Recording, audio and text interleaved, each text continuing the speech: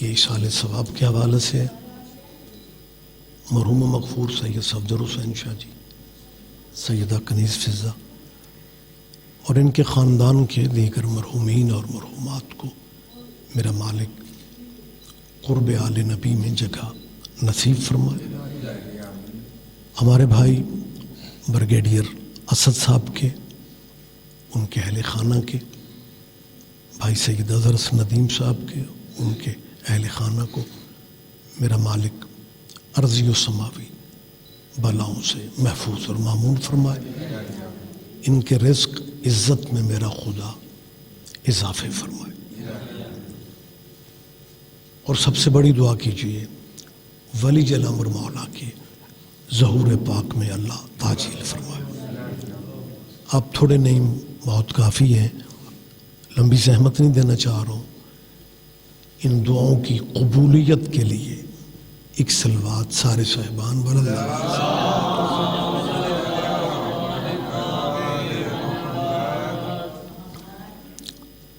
اجازت ہے جی میں تھوڑی بات کروں؟ صاحبان محترم، جہاں تک ایصال ثواب کا تعلق ہے،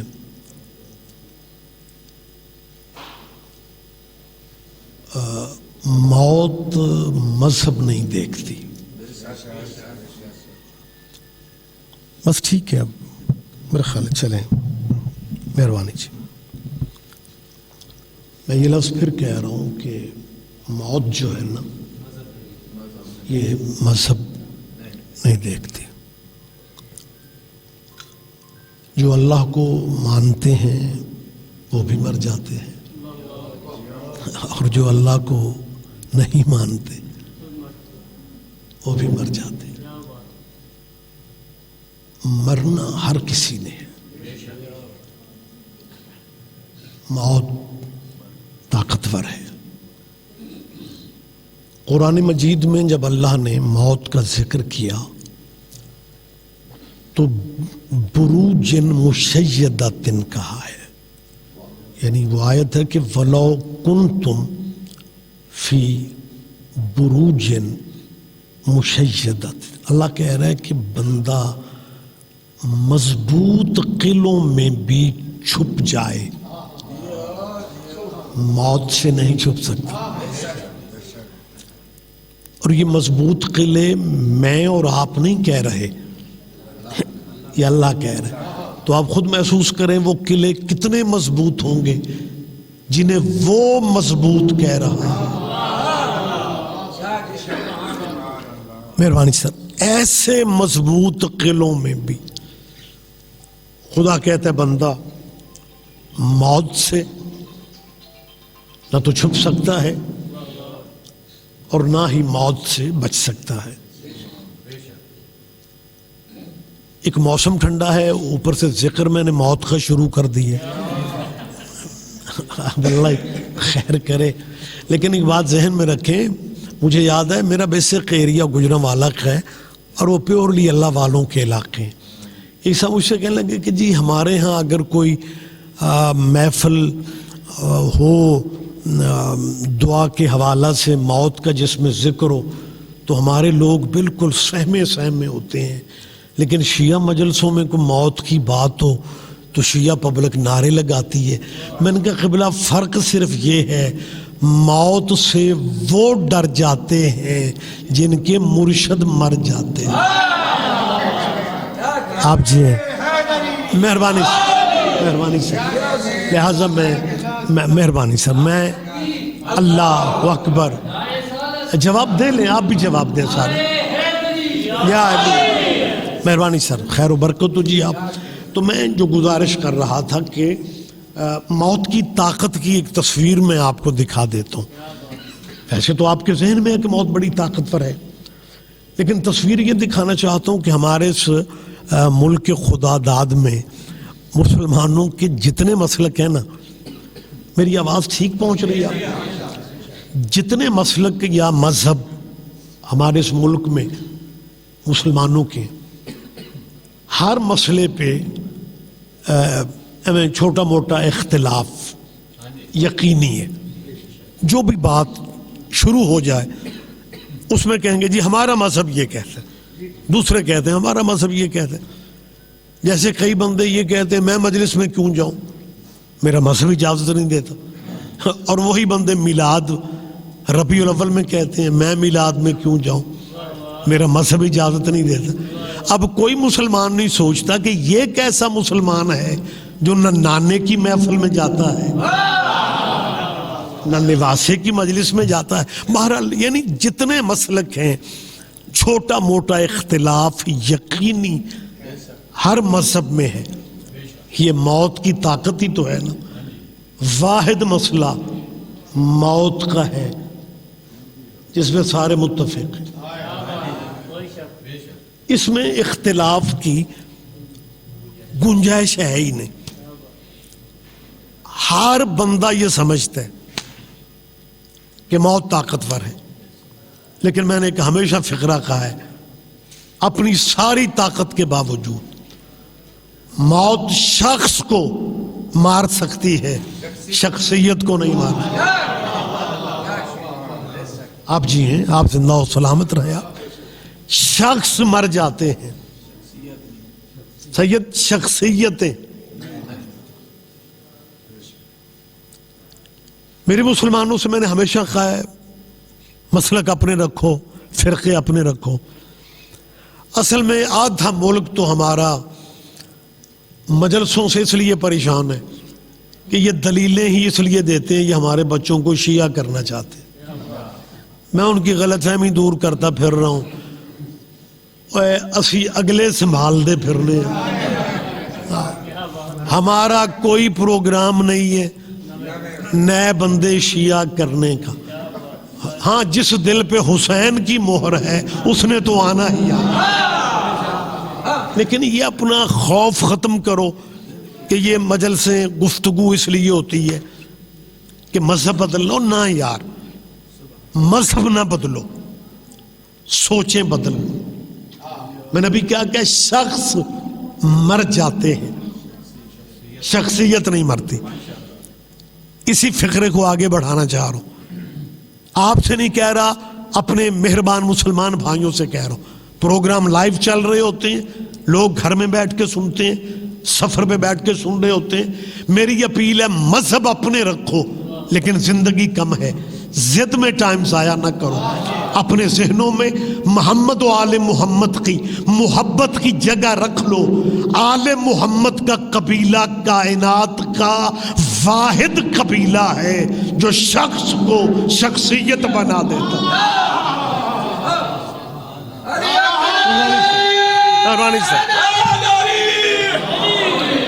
متوجہ ہے صاحبان گرامی؟ بہت شکریہ، بہت شکریہ. وگرنہ قطن میرا خدا جانتا ہے ایسی کوئی بات نہیں ہے. ہاں کچھ لوگ پریشان ہیں کہ جی ایصال ثواب کی دعا کیا کرتے ہیں.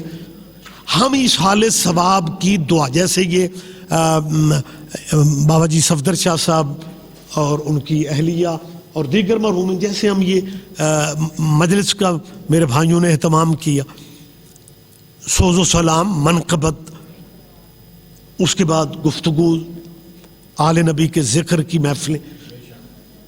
لوگ یہ سمجھتے ہیں کہ یار چلو بسم اللہ سید تشریف رکھیں کہ یار ختم. میری طرف دیکھیں، دعا سمجھ میں تو آتی ہے، یہ جو مجلس شروع کر دی جاتی ہے ایصال ثواب کی، اس کی سمجھ نہیں آتی. میں انہیں سمجھانے کے لیے کہہ رہا ہوں ایصال ثواب کی مجلس ترحیم کی محفل میں یا مجلس میں مجلس آل نبی کے ذکر کا جو اہتمام کیا جاتا ہے نا، مسلمانوں پریشان نہ ہوا کرو. ہم اس مجلس ترحیم میں ذکر ان کا کرتے ہیں جن پہ آپ بھی درود نہ پڑھیں تو آپ کی بھی نماز نہیں ہوتی. میری بات آپ سمجھ رہے ہیں؟ تو بھائی یہ سادہ سی بات ہے، جن کے ذکر کے بغیر اللہ کی عبادت مکمل نہیں ہوتی، ہمارے ہاں برسی کی دعا کیسے مکمل ہو سکتی؟ جہاں ہم ایصال ثواب کے لیے تلاوت قرآن کرتے ہیں، لیکن ہمارے وہ بحمداللہ بھائی بھی یقیناً بھائی ہے، بلکہ ہم جب ضیاء الحق کے دور میں کافر ہوا کرتے تھے وہ تب بھی ہمارے بھائی تھے۔ ایک تو حالی روڈ کا مزاج بڑا وکھرا ہے، اور سبحان اللہ نہیں تو انا للہ پڑھو میں چلا جاؤں یار، اپنے کو تھوڑا نہ سمجھے، میں نے کچھ ٹائم آپ سے لینا ہے، میں نے کچھ گفتگو آپ سے کرنی ہے، آپ زحمت کریں گے میرے ساتھ۔ میں نے اس صاحب سے کہا، میں نے کہا یار مرنے والوں کے لیے دعا کے بارے میں آپ کا کیا خیال ہے؟ کہنے لگے آپ شیعہ سنی دونوں مسلک غلط کرتے ہیں، کوئی دعا مرنے والوں کو نہیں پہنچتی، یہ رسمیں ہیں جو تم نے بنا رکھی ہیں۔ میں نے کہا واقعی؟ کہنے لگے ہاں۔ کہنے لگا جو زندگی جتنی معین ہے نا وہ اللہ نے بندے کو ٹائم دی ہے، اس میں جو اچھے اعمال کر لیے وہی آگے آخرت میں کام دیں گے۔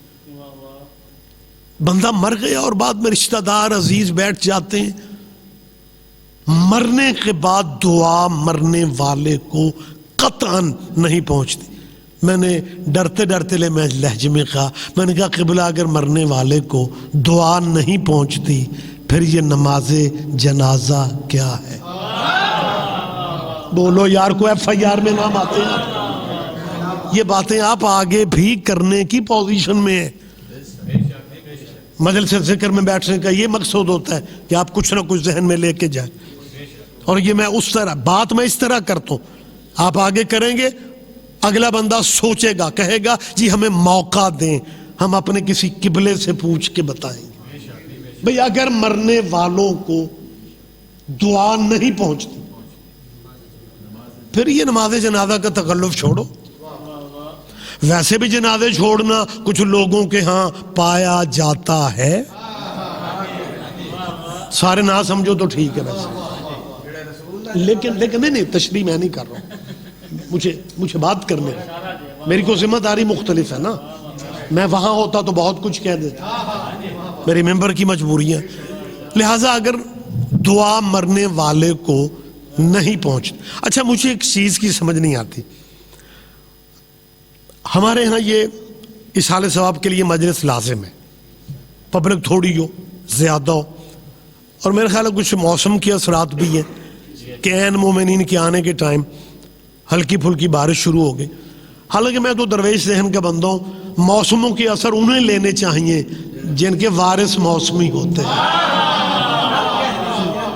ہمارے ہاں یہ ذکر موسموں کا محتاج نہیں ہے، اور یہ آپ اگر آپ کے ذہن میں ہے کہ جی مومنین تھوڑے تعداد میں کم ہے، میں حلفاً قسماً کہہ رہا ہوں کربلا والے تعداد نہیں دیکھتے،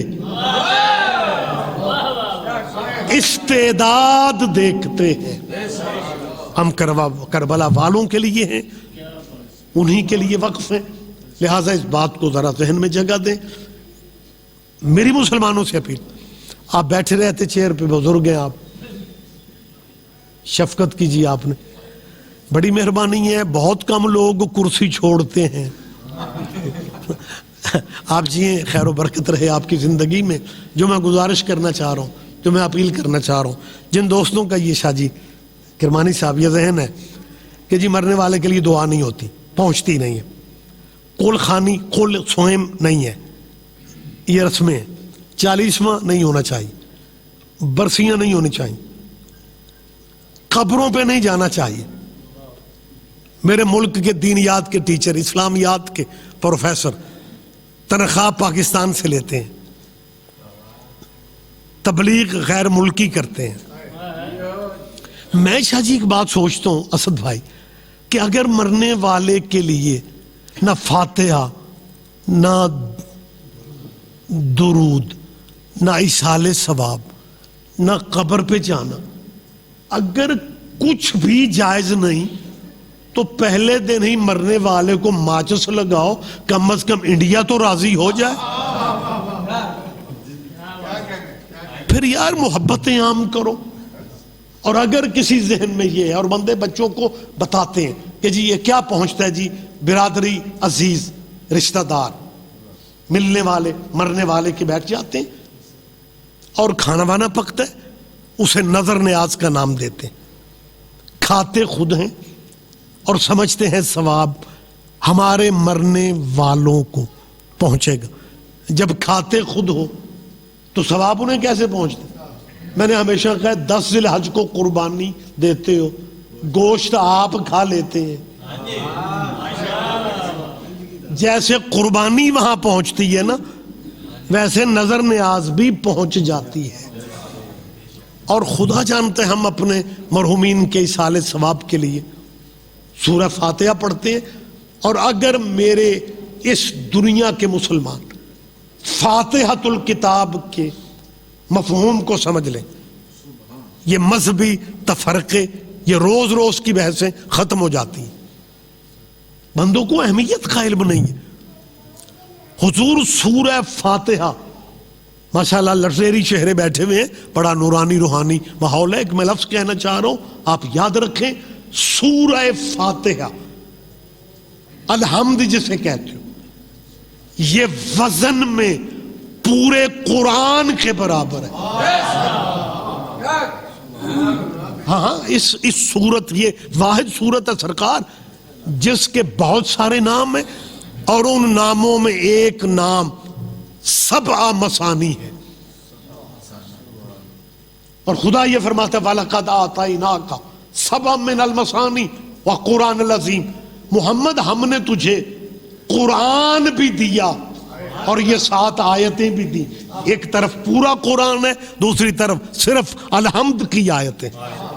یہ وزن ہے الحمد کا. اور 7 مثانی, کوئی بندہ ذہن پہ بوجھ نہ رکھے کہ یار یہ مولوی ہمیں مشکل باتیں کرتے ہیں. یہ بہرحال عربی کے لفظ ہیں جو ریلیٹڈ ہیں وہ سمجھتے ہیں. 7 عربی میں 7 کو کہتے ہیں, 7 سمجھتے ہو؟ میں سمجھا جیسے میں نا کوئی یورپین پبلک سے باتیں کر رہا ہوں. 7 مثانی کا مطلب ہے 7 وہ آیتیں مثانی جنہیں دہرایا گیا ہے. مثانی نکلا ہے ثانی سے.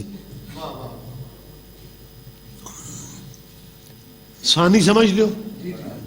شکریہ. ضروری نہیں کہ آپ کے مولوی پہ FI آ رہی ہو تو آپ کو سمجھ آتی. مہربانی بیٹا آپ جی. 7 مثانی کا ترجمہ ہے وہ 7 آیتیں جنہیں دہرایا گیا. یہ واحد صورت ہے جو مکے میں بھی اتری, مدینے میں بھی اتری. ہاں باقی یا مکی ہے یا مدنی ہے, لیکن یہ سورۃ الفاتحہ الحمد یہ 2 جگہوں پہ مثانی, 2 جگہوں پہ مفسرین نے لکھا مکی بھی ہے مدنی بھی ہے. میں نے جب یہ پڑھا تو تفسیر میں حیران رہ گیا کہ اسے باقی صورتیں بھی اس طرح کی ہیں کہ اللہ انہیں بھی دہرا دیتا, لیکن الحمد کو ڈبل کیوں کیا ہے؟ پھر جا کے پتہ چلا کہ آیتیں 7 ہیں, اگر ایک دفعہ اترتی تو 7 ہی رہنی تھی, مالک نے 2 دفعہ اتار کے 14 بنا دیا تھا. مہربانی صاحب آپ جی. اور حضور اس سورہ فاتحہ اس میں ایک بات کا بڑا زور دیا جاتا ہے جو ہمارے بھائی فرنٹ پہ توحید کو رکھتے ہیں اور تبلیغ اپنے فرقوں کی کرتے ہیں. میں نے کیا کہا ہے کہ بندے فرنٹ پہ توحید کو کر لیتے. اب پنجابی میں کہہ سکتا ہوں ہن اللہ نال متھا کون لائے. یہ شرعی چالاکی ہے کہ آگے اللہ کو کیا ہوا ہے. مثال کے طور پر جب یہاں سٹیکر ایک لگا دیا جائے میرے لیے میرا اللہ کافی ہے, تو آپ کیا بحث کریں گے اس میں؟ یہی ہو رہا ہے. سادہ ذہن مسلمان فوراً ان کی بات تسلیم کرتے ہیں کہ میرے لیے اللہ کافی. اور انکار میں بھی نہیں کر رہا ہوں, لیکن میری گزارش ہے, یہ تو قرآن کی آیت ہے, یہ کوئی مذہبی سیاسی نعرہ تو ہے نہیں. لیکن اللہ نے 2022 کے علماء سے کہا ہے کہ کہہ دیجیے اللہ کافی ہے. اللہ نے حضور سے کہا تھا قل, حبیب آپ کہہ دیں. کہ میرے لیے میرا اللہ کافی. اللہ کو کافی کہنے کے لیے بندے کو محمد ہونا چاہیے. یہ میں میسج پورے ملک میں دے رہا ہوں, بیرون ملک میں جا رہا ہوں تو کہہ رہا ہوں کہ خدا را نئی نسل کو غلط فہمیوں کا شکار نہ کرو. اگر تمہارے لیے اللہ کافی ہے پھر اپنا پریکٹیکل بہتر کرو.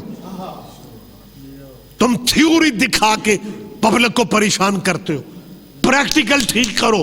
جب اللہ کافی ہے تو آزان دینے سے, جب آپ آزان دیتے ہیں, آزان شروع میں آپ کہتے ہیں اللہ اکبر اللہ اکبر اللہ اکبر اللہ اکبر, بس یہیں پہ آزان ختم کر دو کیونکہ اللہ کافی ہے. ایک ایک بندہ زحمت فرمائے, میری بات پہ دھیان دے. آپ میں پوچھنے کا حق رکھتا ہوں, کہتے آپ کچھ ہے کرتے آپ کچھ ہے. جب اللہ کافی ہے تو اشہد ان محمد رسول اللہ کا مقصد کیا ہے؟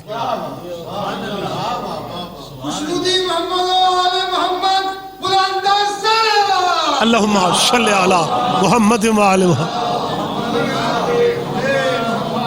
اور صاحبان گرامی قدر, اجازت تو ہے نا تھوڑی بات ہو جائے. اس پہ بھی بندے الحمد پہ بھی قائم نہیں ہیں. سٹیکر لگائیں گے میرے لیے میرا اللہ کافی ہے, اور جب اللہ کی عبادت کرتے ہیں مصلی پہ کھڑے ہوتے ہیں پھر اللہ سے کہتے ہیں اہدنا الصراط المستقیم, پلیز اللہ ہمیں سیدھا راستہ دکھا. پڑھے لکھے دوست بیٹھے ہوئے ہیں, وہ محسوس نہ کر جائیں میں سرکاری ترجمہ کر رہا ہوں. مسلک اہل بیت میں اہدنا الصراط المستقیم کا ترجمہ ہمیں ہمارے وارثوں نے بتایا ہے کہ ترجمہ یہ بنتا ہے اللہ ہمیں صراط مستقیم پہ قائم رکھ. ہر بندے کو 50 سال گزر جائیں, نمازیں بابا جی پڑھتے, حج کرتے کرتے, اور ابھی بھی کہہ رہے ہمیں سیدھا راستہ دکھا. بہرحال جو وہ ترجمہ کرتے میں بھی وہی کر رہا ہوں, اللہ سیدھا راستہ دکھا. اور اس کے بعد آیتیں آپ کے ذہن میں, آپ میری وجہ سے چپ ہیں کہ چلو رضی صاحب اسپیشل آئے تو یہی پڑھ لیں. صراط الذین انعمت علیہم, میرے لیے اللہ کافی کہنے والے اللہ سے کہہ رہے ہیں راستہ ان لوگوں کا دکھا.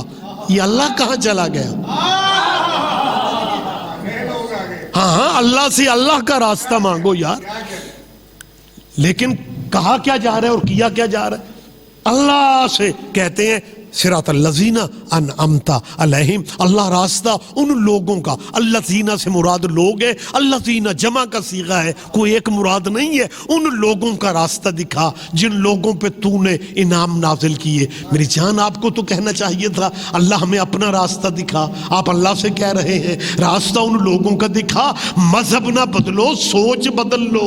یہ لوگ کون ہیں جن کے بغیر نماز نہیں ہو رہی؟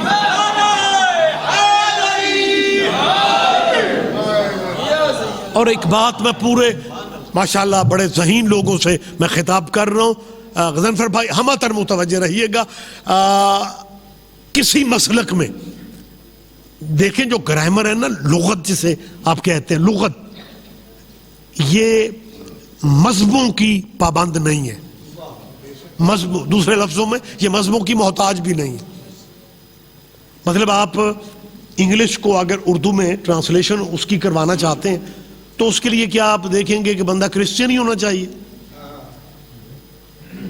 نہیں, ایسا نہیں ہے. ہمارے دینی مدارس میں پاکستان کے مختلف مذہبوں کے دینی درسگاہوں میں یا دینی مدارس میں جس عربی لغت پہ سب سے زیادہ اعتبار کیا جاتا ہے اس کا رائٹر عیسائی ہے. ہمارے مفتی منیب الرحمان کو بھی عیسائی کی مدد ہی لینا پڑتی ہے, ویسے اللہ کے سوا کسی کی مدد نہیں لینی چاہیے. پریشان تو نہیں ہو جائیں گے؟ بہت شکریہ جی, آپ جی ہیں جی, آپ خیر و برکت رہے آپ کے گھروں میں, مالک نظر بد سے آپ سب کو محفوظ فرمائے. اب مہربانی جی, اب کسی مسلک میں یہ جو آیت ہے آپ کے ذہنوں میں، میں نے مشکل خطابت کبھی نہیں کی، میں آسان ہی گفتگو کرتا ہوں. صراط الذین انعمت علیہم کا ترجمہ کسی مذہب میں یہ نہیں ہے کہ اللہ راستہ ان کا دکھا جن کے پاس دولت بہت ہے. آپ چپ بھی اچھے لگ رہے ہیں. میں بالکل یقین سے بات، میں کوئی بیٹھ گیا ڈرائنگ روم میں تو بول نہیں رہا، پبلک میں بات، بس بارگاہ میں کیمرے لگے ہوئے. اور میں نے ہمیشہ کہا ہے کہ یہ کیمرہ اتنا ظالم ہے کہ یہ ہم مولویوں کو مکرنے بھی نہیں دیتا.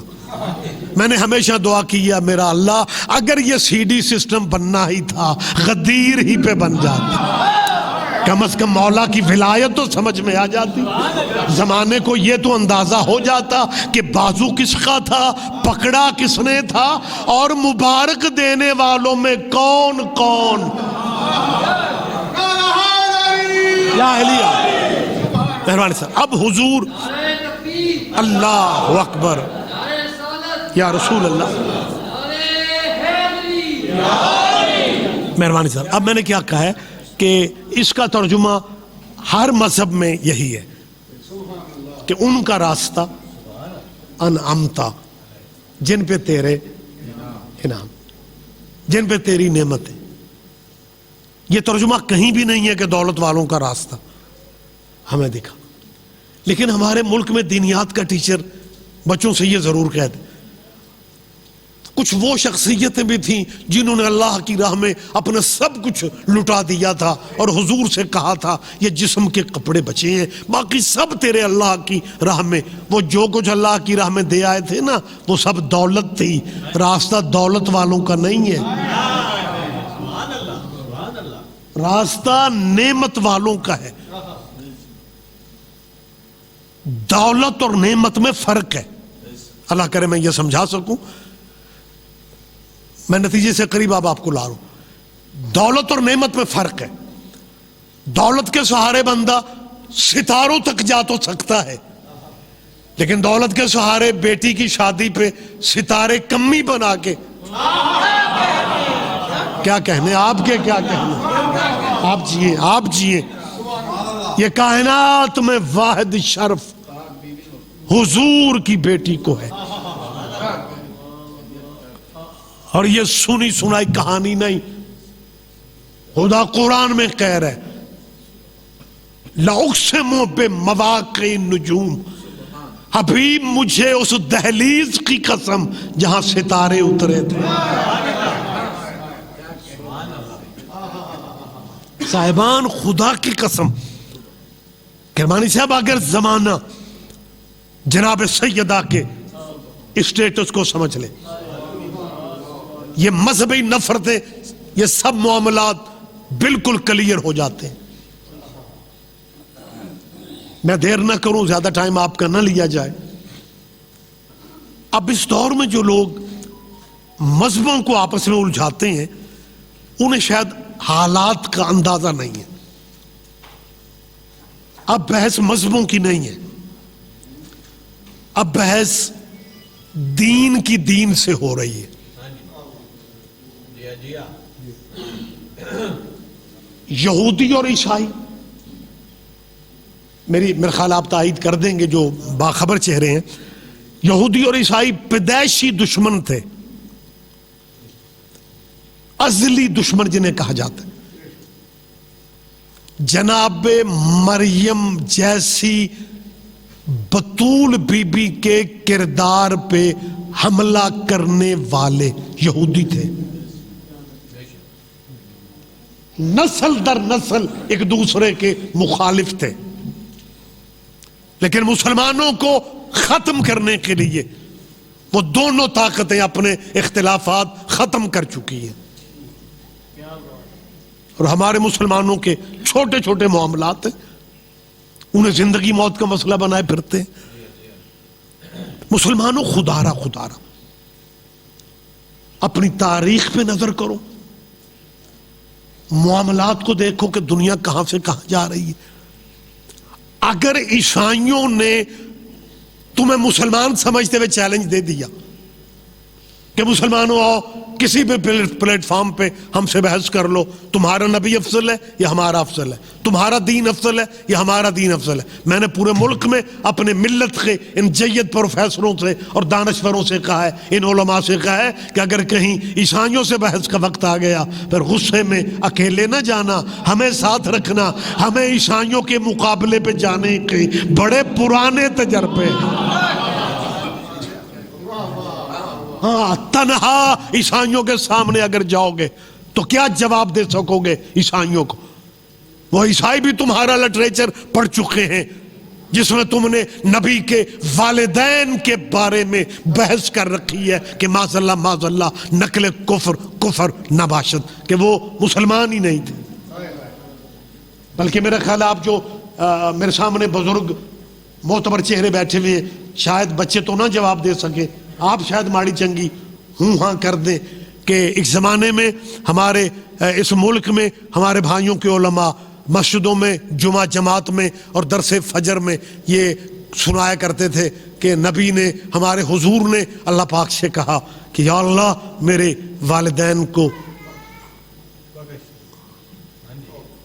بخش دے، تو آگے سے اللہ نے کہا حبیب یا والدین بخشوا لے یا امت بخشوا لے۔ میں کوئی نئی بات کر رہا ہوں، آپ چپ ہے، تھا نا یہ سارا کہ اللہ نے کہا یا والدین بخشوا لے یا امت بخشوا لے۔ تو کیا سمجھتا ہے کہ تیرے یہ لٹریچر صرف تیرے مذہب کے بندے ہی پڑھتے ہیں؟ اور پھر آگے قیامت دیکھو کیا ہے، جب حبیب نے کہا نا میرے والدین کو بخشنا، اللہ نے کہا دونوں میں سے ایک کر لے، یا والدین بخشوا لے یا امت بخشوا لے۔ تو ہمارے بھائی وجد میں آ جاتے تھے، کہتے حضور نے کہا والدین رہنے دے، امتی امتی امت، 3 دفعہ حضور نے اپنی امت کے بخشنے کا کہا کہ اللہ ماں پہ رہن دے، پنجابی میں کہا کرتے تھے ماں پہ رہن دے، میری امت کو بخشن۔ میں سے بخشی ہوئی امت سے پوچھتا ہوں، کبھی اکیلے میں بیٹھ کے سوچنا جو بچہ اپنے ماں باپ سے وفا نہیں کر رہا، اس سے امیدیں لگائے بیٹھے ہو، اس امت کی بخشش کی جس امت میں یزید بھی ہے۔ یہ اموی دور میں کہانیاں بنائی گئیں، بنو امیہ کے دور میں یہ حضور کے آباء و اجداد پہ تنقید کے دروازے کھولے گئے۔ آپ کیا خاک بحث کریں گے عیسائیوں سے؟ کہ آپ کے لٹریچر میں یہ ہے کہ معاذ اللہ آپ کے نبی کے والدین معاذ اللہ مومن ہی نہیں تھے، مسلمان ہی نہیں تھے، جبکہ قرآن کیا کہہ رہا ہے کہ جب 3 دن کے عیسیٰ کو لے کے مریم شہر ناصرہ میں داخل ہوتی ہیں تو اعتراض کرنے والے مریم کے دشمن تھے، اور بی بی مریم کے ہاتھوں پہ 3 دن کے بچے کو دیکھ کے انہوں نے جو لفظ کہے وہ سارا واقعہ قرآن میں موجود ہے، سورہ مریم میں بھی، سورہ آل عمران میں بھی۔ آپ ہوم ورک کر لیں، آپ خود مشاہدہ کریں، آپ خود تلاوت کریں، ترجمہ دیکھیں، عبارت پڑھیں، تفسیریں دیکھیں کہ حضرت بی بی مریم کے کردار پہ حملہ کرنے والوں نے لفظ کیا کہے تھے۔ لفظ یہ تھے ما کانا ابو کے امرأ سوء وما کانت امک بغیہ، مریم تیرا باپ بھی نیک تھا، تیری ماں بھی نیک تھی۔ نہیں میں سمجھا نہیں سکوں، آپ نے دھیان شاید نہیں دیا، اعتراض کر رہے، یہ قرآن کہہ رہا ہے، میں کوئی افسانہ کہانی پڑھ رہا ہوں، قرآن ہے کہ مریم کے دشمن بی بی کے کردار پہ معاذ اللہ تہمت لگانے والوں کو بھی یہ کہنا پڑ رہا ہے کہ مریم تیرا باپ بھی نیک تھا، تیری ماں بھی نیک تھی۔ اس کا مطلب ہے جن سے اللہ ہدایت کے کام لیتا ہے ان کے ماں باپ نیک ہوتے ہیں۔ عیسائیوں نے اگر کہہ دیا کہ ہمارے نبی کے خاندان کے بزرگ نیک تھے، اور تم اپنے نبی کے والدین کے بارے میں کیا عقیدہ رکھتے ہو، یہی تو بدقسمتی ہے کہ نبی کے، خدا کی قسم آپ لٹریچر شرع فقہ اکبر جیسی معتبر کتابیں ہمارے بھائیوں کی، ان جیسی کتابوں میں لکھ رکھا ہے معاذ اللہ ماتا علی الکفر۔ اب اس کا ترجمہ میں کیا کروں، کیسے جرأت کروں؟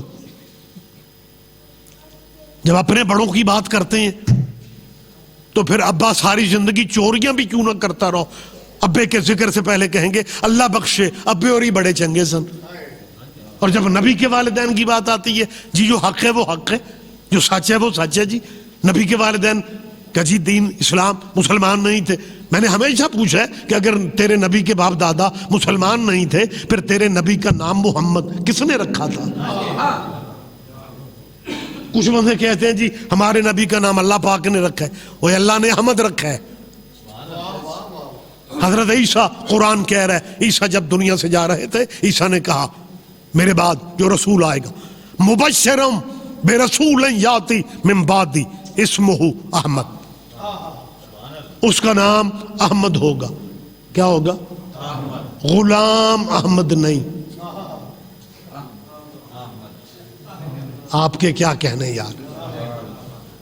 اچھا ایک بات مجھے چلتے چلتے بتا دیں، یہ جو میں نے غلام احمد نام لی ہے یہ کن کا نام ہے؟ قادیانیوں کے پیر و مرشد کا نام کیا؟ غلام احمد.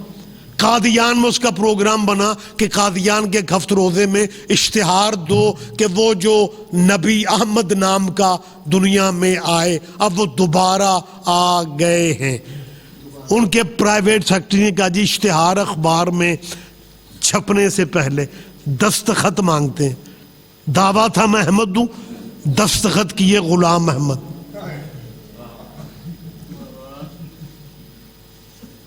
مسلمانوں کا کون سا فرقہ ہے جو غلام احمد مرزا کو صحیح سمجھتا؟ کوئی نہیں ہے نا. سارے کہتے ہیں نہیں جی وہ 2 نمبر آدمی تھا. جی وہ غلط آدمی تھا. غلط کیوں تھا؟ کہ غلام ہو کے سرداروں کی برابری پہ آ گئے. لہذا بات لمبی نہیں میں کرنا چاہ رہا ہوں، بات سے بات نکل رہی ہے، میں روک رہا ہوں اپنے آپ کو. عیسیٰ کے والدین مریم کے والدین کو اللہ قرآن میں بتا رہا ہے کہ دشمنوں نے بھی کہا وہ نیک تھے.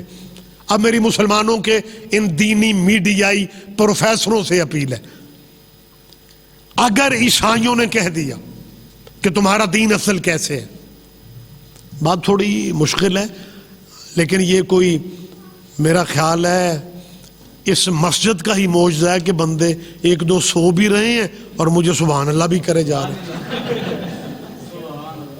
آنکھیں یا مہربانی کرو آنکھیں کھولو، میں آپ کی زیارت کر رہا ہوں.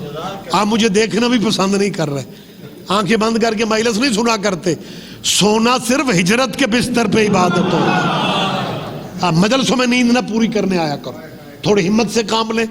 بڑی جلدی میں گفتگو کلوز کر لیتا ہوں. میری مسلمان کے ان جید علماء سے کیا اپیل ہے کہ اگر عیسائیوں نے یہ کہہ دیا کہ ہمارے عیسیٰ کی ماں کے کھانے جنت سے اترتے تھے اور تم اپنے نبی کی ماں کو جنتی بھی نہیں سمجھتے، افضل کون ہے؟ کہاں جاؤ گے؟ شاہ جی یہ قرآن ہے، اسد بھائی یہ قرآن ہے کہ عیسیٰ کی ماں کے کھانے جنت سے آتے تھے. ماشاءاللہ لٹریری چہرے بیٹھے ہوئے. قرآن کہہ رہا ہے کہ بی بی مریم کی ماں نے منت مانی. منت کے لفظ میں سنا رہا ہوں. مریم کی ماں نے اللہ سے کہا، بی بی حنا خاتون نے اللہ سے کہا رب انی نظرت لک ما فی بطنی، اللہ جو اولاد میرے شکم میں ہے میں تیرے گھر کے لیے وقف کرتی ہوں. یہ منت تھی بی بی مریم کی. بول پڑھو یار، ماں کی، مریم کی نہیں، مریم کی ماں کی. کیوں خیال تھا بی بی مریم کی والدہ کا کہ اللہ مجھے بیٹا دے گا اور یہ میں اللہ کے گھر کے زائروں کی خدمت کے لیے وقف کر دوں گی. کیا کہنا؟ خیال تھا، سوچ تھی کہ اللہ بیٹا دے گا.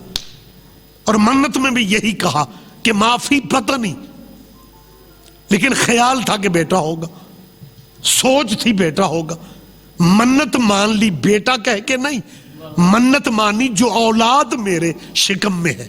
سوچ تھی بیٹا ہی ہوگا، لیکن بے نیاز مالک نے بیٹے کی جگہ مریم دے دی.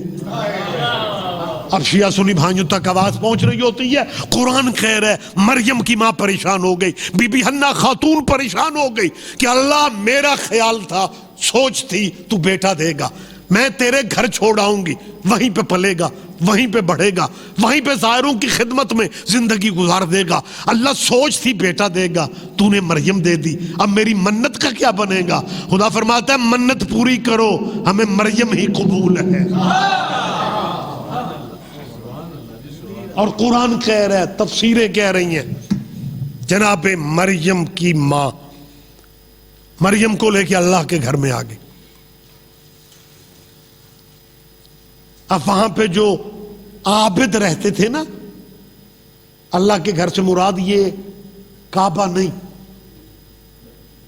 بیت المقدس۔ کچھ بچے ڈبلنگ کر جاتے ہیں، وہ سمجھتے ہیں کہ یہ ساری کہانی بیت اللہ کی ہے، بیت المقدس کی بات کر۔ بی بی مریم کی ماں بی بی مریم کو لے کے اللہ کے گھر آ گئے۔ اب وہاں جو اس معبد میں عابد رہتے تھے، ان سب کی خواہش تھی کہ یہ معصومہ بچی کی تربیت ہم کریں۔ قرآن کہہ رہا قرآن اندازی کی گئی، نام حضرت زکریا کا نکلا۔ یہ میرا خیال نہیں ہے، تصور نہیں ہے، آیت کے لفظ ہے وَكَفَّلَهَا زکریا، اس بی بی کو، اس بچی کو زکریا علیہ السلام نے پالا۔ یہ لفظ ہے کفلا، فالت اس بچی کی حضرت زکریا نے کی۔ آپ اللہ جانے ذہنی طور پہ میرے قریب ہیں یا ذہنی طور پہ کہیں اور ہیں، بات میں نتیجہ بڑا اہم دینے لگا ہوں۔ قرآن کہہ رہا خواہش سب کی تھی، قرآن اندازی میں نام زکریا کا نکلا۔ چاہتے سب تھے کہ معصومہ بچی کی تربیت ہمارے حصے میں آئے، لیکن قرآن کہہ رہا قرآن اندازی میں ابھی تک اکیلا ہی لطف لے رہا ہوں، اللہ کرے آپ شامل ہو جائیں کسی طرح۔ قرآن کہہ رہا ہے کہ زکریا کا نام نکلا، وہ نام لاہور والوں ایویں نہیں نکلا، اللہ نے صدیوں پہلے زکریا کا نام نکال کے دنیا کو بتا دیا تھا کہ معصوم کو معصوم ہی پال سکتا۔ کیا کہنے کیا کہنے کیا کہنے۔ لیکن ایک بات میں آپ کی وساطت سے ذات احدیت کی بارگاہ میں عرض کر رہا ہوں کہ مالک آپ کہہ رہے ہیں کہ زکریا نے پالا، چلے مالک ہم مان جاتے ہیں، لیکن زکریا نے کیسے پالا؟ زکریا تو مریم کے حجرے کو تالا لگا کے مزدوری کے لیے نکل جاتے تھے، روزمرہ کے کام کر کے جب واپس آتے تھے اور بی بی مریم کے حجرے والا تالا جو خود لگا کے جاتے تھے وہ خود ہی کھولتے تھے، تو کیا دیکھتے تھے کہ مریم کے سامنے بے موسم پھل بھی پڑے ہوئے، مریم کے سامنے تازہ کھانے بھی پڑے ہوئے۔ حضرت زکریا حیران ہو کے پوچھا کرتے تھے مریم یہ سب کہاں سے آ گیا؟ مریم مطمئن لہجے میں کہتی تھی میرے اللہ کا رزق بڑا وسیع ہے، میرے اللہ کا رزق بڑا وسیع ہے۔ تفسیر ترجمے مسلک مسلمانوں کے یہ مانتے ہیں کہ مریم کے کھانے جنت سے آتے تھے، مریم کے کھانے جنت سے آتے تھے۔ یا اللہ جب کھانے مریم کے آپ بھیجتے ہیں، پھر یہ کیوں کہتے زکریا نے پالا؟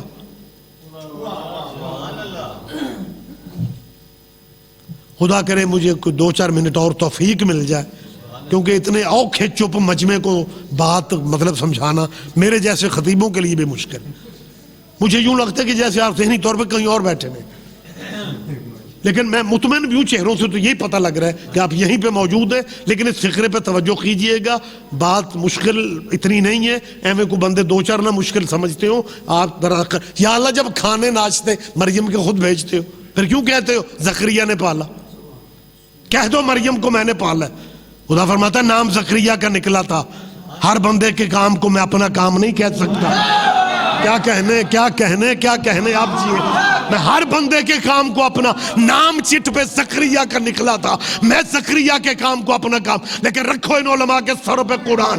8 سال کی عمر تھی تیرے نبی کی جب نبی کے دادا حضرت عبد المطلب دنیا سے جانے لگے، اپنے بیٹے ابو طالب کا ہاتھ پکڑ کے حضور کے ہاتھ کے قریب کیا، حضور کا ہاتھ پکڑ کے ابو طالب کے ہاتھ میں دے کے کہا، بیٹا ابو طالب، محمد کی تربیت بھی تو نے کرنی ہے، کفالت بھی تو نے کرنی ہے۔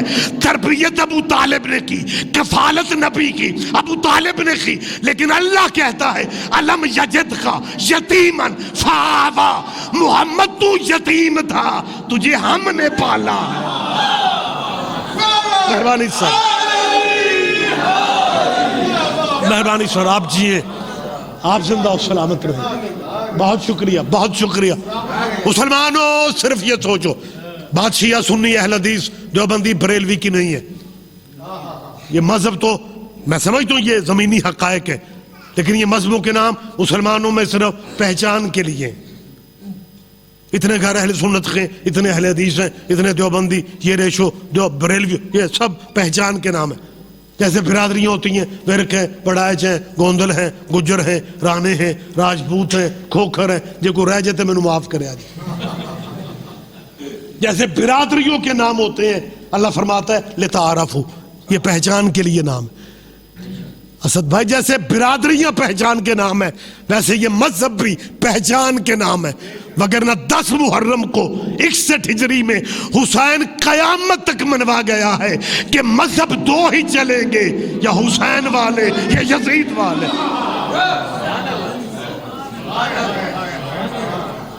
اور دنیا کو میرا خیال ہے اندازے ہی نہیں ہو رہے، لوگ ابھی تک دنیا داری کو اپنا کے پھرتے ہیں۔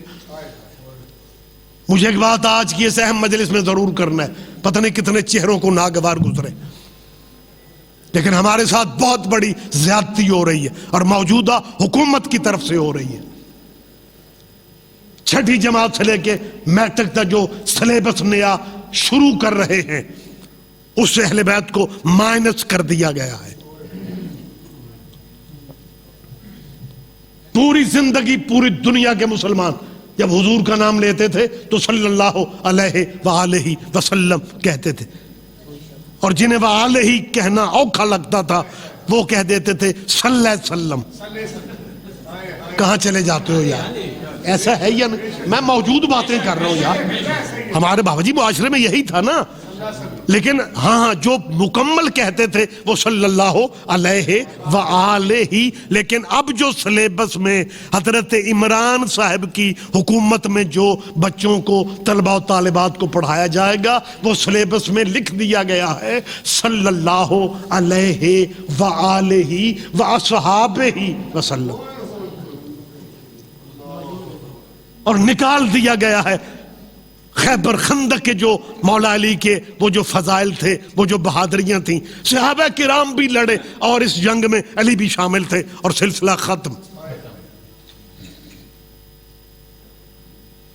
میری موجودہ حکومت سے یہ اپیل ہے، میں جہاں بھی جا رہا ہوں فرض سمجھ کے کر رہا ہوں۔ مجھے پتہ ہے ہمیں یہ باتیں کرنے سے مشکلات بھی آتی ہیں، زبان بندیاں بھی ہوتی ہیں، پابندیاں بھی لگتی ہیں، شہر بدر بھی بائی آرڈر ہمیں کر دیا جاتا ہے، لیکن جو حق ہے وہ حق ہے۔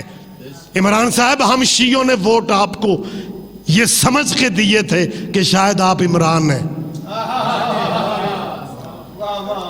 لیکن ضیاء الحق کے دور سے لے کے عمران الحق کے دور تک پریشانیاں عزاداروں کو آ رہی ہیں، رکاوٹیں عزاداروں کو شاجی آ رہی ہیں۔ جناب محترم وزیر اعظم صاحب، ہو سکتا ہے آپ کی ایجنسیوں نے رپورٹ کیا ہو آپ کو کہ شیعہ مختلف دھڑوں میں تقسیم ہو چکے ہیں، مختلف گروپوں میں تقسیم ہو چکے ہیں، اب ان کی طاقت نہیں رہ گئی، اب یہ کمزور ہو گئے۔ میں مائک پہ کیمرے کے سامنے کہہ رہا ہوں، خان صاحب شیعہ کمزور ہو سکتے ہیں، حسین کمزور نہیں ہے۔ آپ جی ہیں یار، میری تائید آپ کریں گے، میں چاہتا ہوں کہ آپ میری تائید کریں۔ میں ایک جھلک، آپ کو وقت زیادہ ہو گیا، ایک جھلک میں آپ کو دکھا دیتا ہوں۔ بہت شکریہ۔ کابل افغانستان میں جو پچھلا محرم گزرا ہے، محرم سے کوئی 20 دن پہلے، محرم سے 15-20 دن پہلے افغانستان کی حکومت طالبان نے سنبھالی. آپ کو یاد ہے یار افغانستان پہ قبضہ طالبان کا ہو گیا, اقتدار طالبان کے قبضے میں آ گیا. ہمارے جو پاکستانی طالبان تھے نا یہ بڑے مطمئن تھے. وہ کمال جی, وہ پتہ کیا کہتے تھے, وہ سمجھتے تھے کہ کم از کم یہ پہلا محرم ہوگا جو دنیا کے کسی ایک ملک میں کم از کم نہیں منایا جائے گا, کیونکہ تھا او حسین تیرے کیا کہنے, 10 محرم کو کابل کی سڑکوں پہ ماتمی حسین کا ماتم کر رہے تھے اور طالبان بندوقیں لے کے پہرا دے رہے. مہربانی سر, لہٰذا ہماری موجودہ حکومت سے اپیل ہے اس سلیبس پہ نظر ثانی کی جائے, کیونکہ ہم شیعہ تھوڑے ہو سکتے ہیں لیکن جو کرم اللہ کے شیعوں پہ ہے نا کسی اور مذہب پہ ہے ہی نہیں. سرکار یہ تھوڑا کرم ہے کہ دنیا جنہیں اپنا مرشد مانتی ہے ان کے مرشد بھی ہمارے مرشدوں پہ درود نہ پڑھیں, ان کی نماز نہیں رہتی.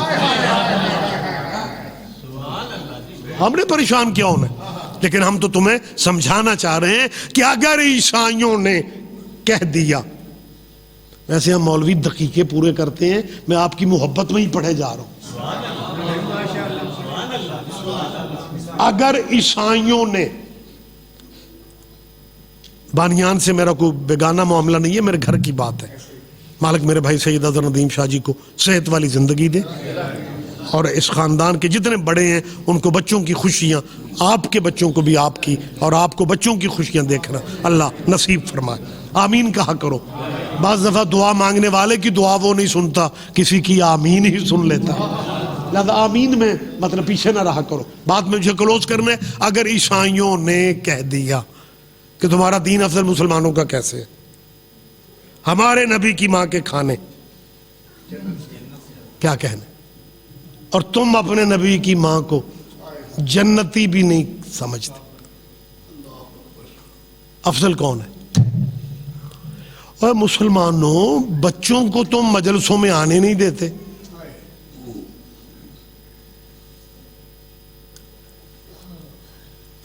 جی مجلس میں نہیں جانا, اور چلو سارے مجلس میں نہ آؤ, جن کے ابھی نکاح نہیں ہوئے انہیں آنے دیا کرو. نہیں سارے نہیں سمجھ رہے, آپ بھی پتہ نہیں کہاں چلے جاتے, اور اس طرح کی خطابت بھی سن لیا کرو. بھائی جب تو اپنی اولاد کو مجلسوں میں آنے نہیں دیتا, عیسائی کہتے ہیں ہمارے نبی کی ماں کے کھانے جنت سے آتے ہیں لہذا ہمارا دین افضل ہے, تیرے بچے جب تک مجلسوں میں نہیں آئیں گے انہیں کون بتائے گا کہ سورہ دہر کن پہ اترا تھا؟ کیا کہنے آپ جیئیں, آپ زندہ و سلامت رہے آپ. ہاں تیری اولاد, تیرے طلبہ و طالبات جب مجلس کے قریب ہی نہیں آئیں گے تو انہیں پتہ چلے گا کہ سورہ دہر میں کیا ہے. وَيُطْعِمُونَ الطَّعَامَ عَلَىٰ حُبِّهِ مِسْكِينًا وَيَتِيمًا وَأَسِيرًا. یہ کیا ہے؟ سورہ دہر میں خدا فرماتا ہے, خدا یہ بی بی پاک نے جناب سیدہ نے منت کے روزے رکھے تھے. سورہ دہر ہی میں شاہ جی اللہ کہہ رہا ہے یوفون بالنذر, یہ پنجتن کا وہ قبیلہ ہے جو اپنی منت کو پورا کرتے ہیں. منت کی یہ اہمیت آپ نے میرا خیال ہے آپ دھیان نہیں دے رہے, اور یہ کبھی کہیں نہ کہیں اپنے دفتر میں بات کرنا پڑ جاتی ہے. یہ تو بندے پوچھتے ہیں دسو منت کتوں ٹوری ہے, پھر جب مجلس ذہن میں ہوگی تو آپ بات کریں گے. قرآن کہہ رہا ہے مریم کی ماں نے منت مانی, قرآن کہہ رہا ہے بی بی سیدہ نے منت کے روزے رکھے, پھر بھی تمہیں نہیں پتا چل رہا کہ منت کتوں ٹوری ہے. جی منت اسلام میں نہیں ہے, وہ قرآن فیشن سمجھ کے پڑھتے ہو, قرآن رواج سمجھ کے پڑھتے ہو یار. یوفون بالنذر, ایفا کیا, پورا کیا, وفا کی. 3 روزے بچوں کی صحت یابی کے جناب سیدہ نے مانے تھے. پہلی افطاری کا ٹائم آیا, ابھی افطار کرنے ہی لگے تھے, یہ دروازے پہ دستک ہو گئے. میں مسکین ہوں, سیدوں نے اپنے حصے کی روٹیاں خیرات مانگنے والے کو دے دی. اوہو ہما تن متوجہ. دوسرا دن آیا افطاری کا ٹائم، پھر وہی آواز پھر وہی دروازے پہ دستک. لہجہ بدل گیا، لفظ بدل گیا. یتیم روٹیاں پھر دے دی. تیسرے دن افطاری کرنے لگے، دستک پھر اسی ٹائم ہو گئے. آواز آئی اسیر ہوں. آپ دھیان نہیں دیں گے مجھے لاہور والوں دکھ رہے گا. اسیر عربی میں قیدی کو کہتے ہیں. کوئی نہیں سوچتا قیدی قید میں ہوتے ہیں یا گلیوں میں روٹیاں مانگتے ہیں. یہ کہانی کچھ اور ہے، لیکن یہ لفظ آیت کے ہیں. مسکینم و یتیمم واسیرا. وقت تمام ہو گیا. میں کسی شیعہ عالم دین یا شیعہ علماء میں سے یا شیعہ مفسر کا حوالہ نہیں دے رہا ہوں. ہندوستان کا بہت معروف خاندان ہے اہل سنت کا، شاہ ولی اللہ محدث دہلوی. پڑھے لکھے لوگ اس نام سے واقف. شاہ ولی اللہ محدث دہلوی کے قبیلے کے ہیں شاہ عبدالعزیز محدث دہلوی. یہ شاہ عبدالعزیز نے قرآن کی تفسیر لکھی، ترجمہ اردو بازار سے بھی مل جاتے. جب سورہ دہر کی تفسیر کرتے کرتے وَيُطْعِمُونَ الطَّعَامَ عَلَىٰ حُبِّهِ مِسْكِينًا وَيَتِيمًا وَأَسِيرًا تک پہنچے تو شاہ عبدالعزیز اہل سنت کے عالم نے لکھا کہ بی بی فاطمہ کے دروازے پہ مانگنے والے مدینے کے لوگ نہیں تھے، مدینے کے بھکاری نہیں تھے، بلکہ وہ جنت کے فرشتے تھے. انسانی شکل میں بی بی فاطمہ کی چوکھٹ سے روٹیاں مانگ مانگ کے مدینے والوں کو بتا رہے تھے کہ اس دروازے سے مانگنا بدعت نہیں ہے. کیا کہنے آپ جیئیں. ہاں یہ علماء بہت بڑا قبیلہ ہے علماء کا. محدث دہلوی کیا لکھتے ہیں کہ بی بی فاطمہ کے دروازے پہ مانگنے والے مدینے کے نہیں تھے، بلکہ جنت کے فرشتے انسانی شکل میں بی بی کے دروازے پہ مانگ رہے تھے. اب مسلمانوں تمہارے بچے جب مجلسوں میں آئیں گے انہیں سورہ دہر کا پتہ چلے گا کہ ہمارے نبی کی بیٹی کا یہ مقام ہے کہ اس نبی کی بیٹی کے دروازے پہ، ہمارے نبی کی بیٹی کی چوکھٹ پہ جنت کے فرشتے بھکاری بن کے آتے تھے. پھر اگر تیرے بچوں کو عیسائی کہیں گے کہ عیسیٰ کی ماں کے کھانے جنت سے آتے تھے، تیرے بچے جواب دے سکیں گے ہم مانتے ہیں بڑا مقام ہے عیسیٰ کا، لیکن بڑا فرق ہے عیسیٰ کی ماں میں اور حسین کی ماں میں. جو جنت کے کھانوں کا انتظار کرے اسے مریم کہتے ہیں، اور جس کی روٹیوں کا جنت انتظار کرے اسے فاطمہ کہتے ہیں.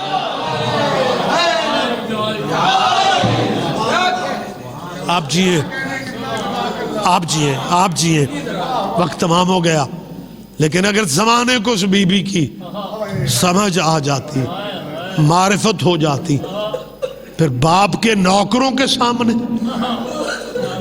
اس بی بی کو سوالی بن کے آنا پڑتا. اللہ اکبر. یہی معجزہ ہے اولاد محمد کے دکھوں کا کہ ایک لمحہ پہلے جو مومنین خوش ہو کے داد دے رہے ہوتے، جب سجڑے گھر کی کہانی شروع ہو جائے پھر گریہ کی آوازیں بلند ہوتی. ہمیں درد صرف یہ رلاتا ہے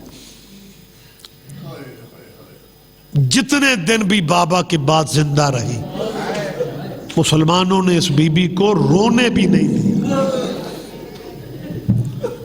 کبھی کہیں پہ تم نے دیکھے کہ اللہ نہ کرے کسی بیٹی کا باپ مر جائے اور اس بیٹی کے رونے پہ پہرے آ جائے؟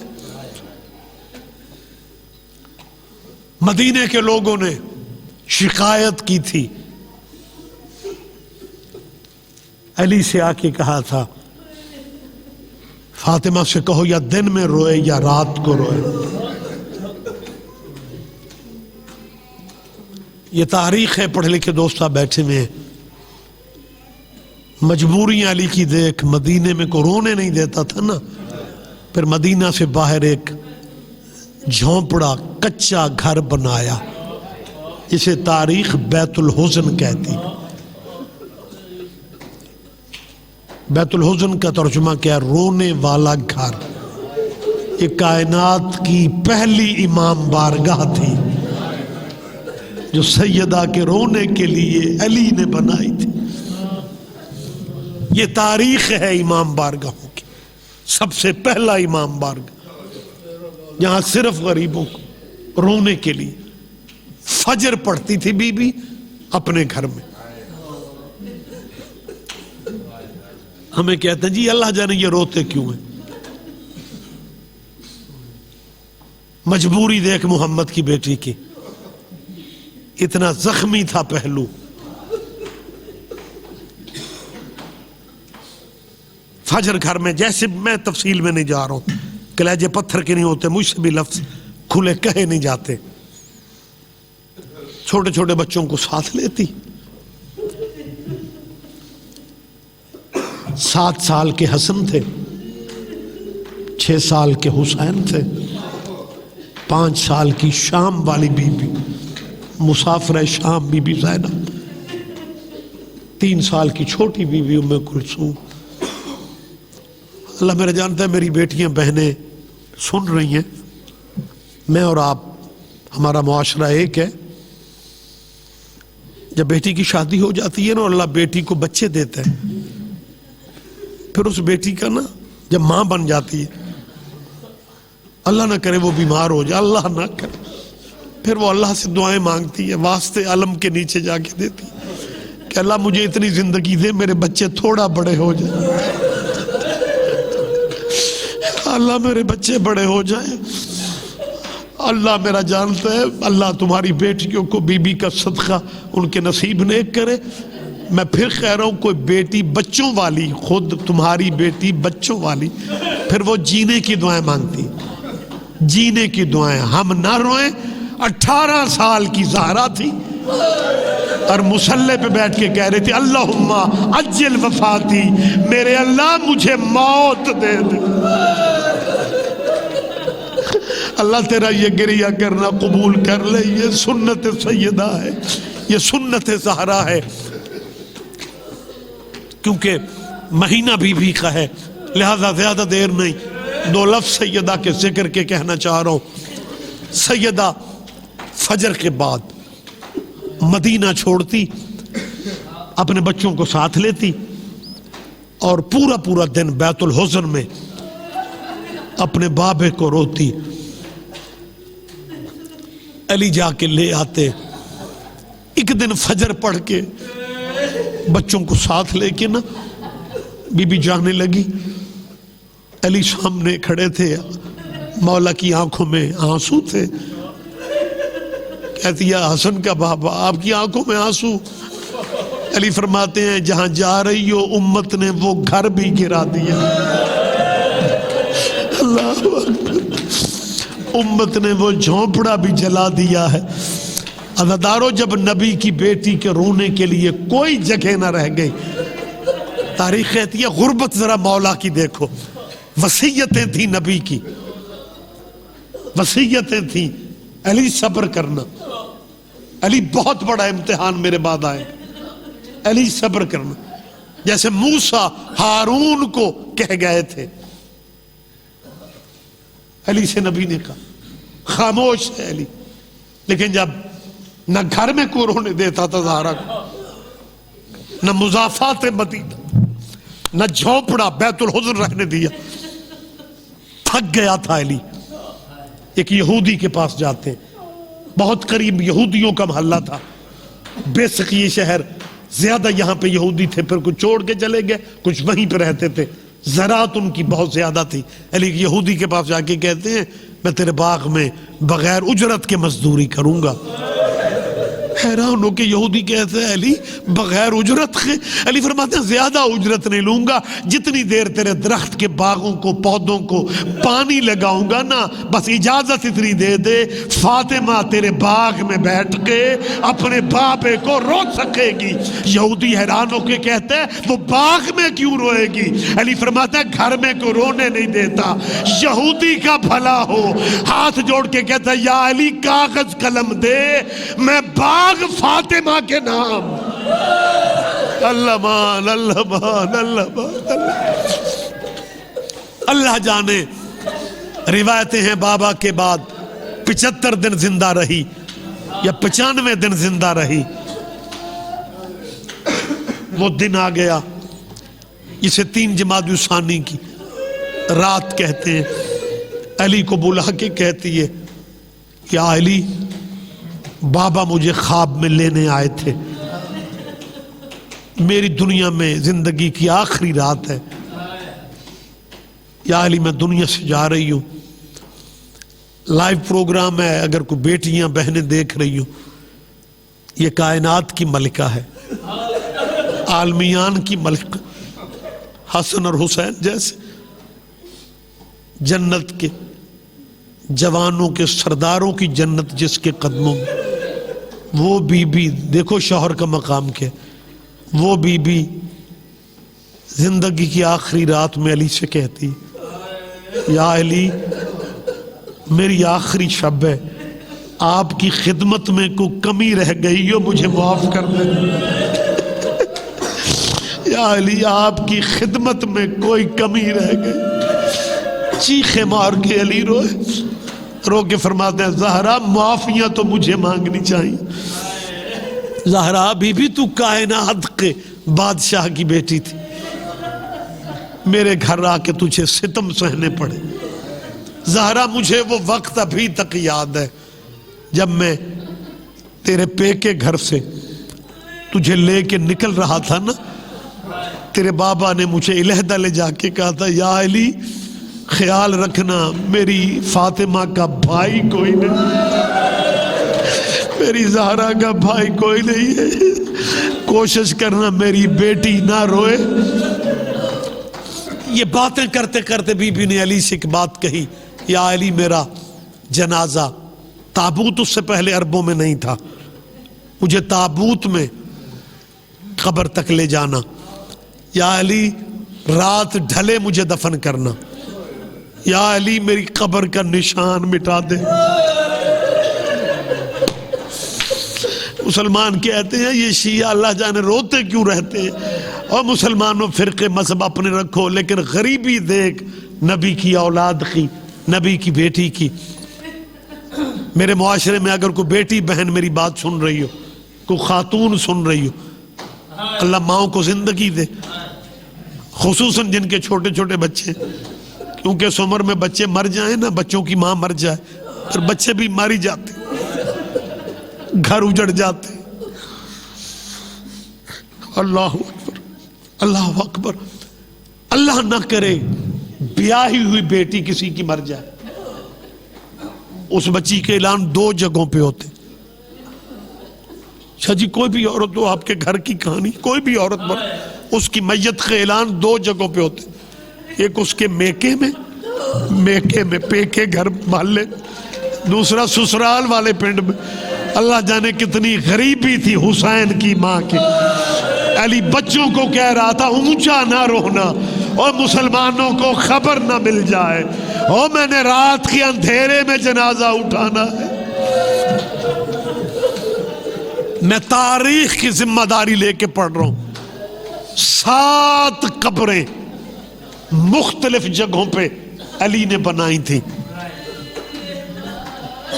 اصل قبر کا نشان مٹا دیا تھا۔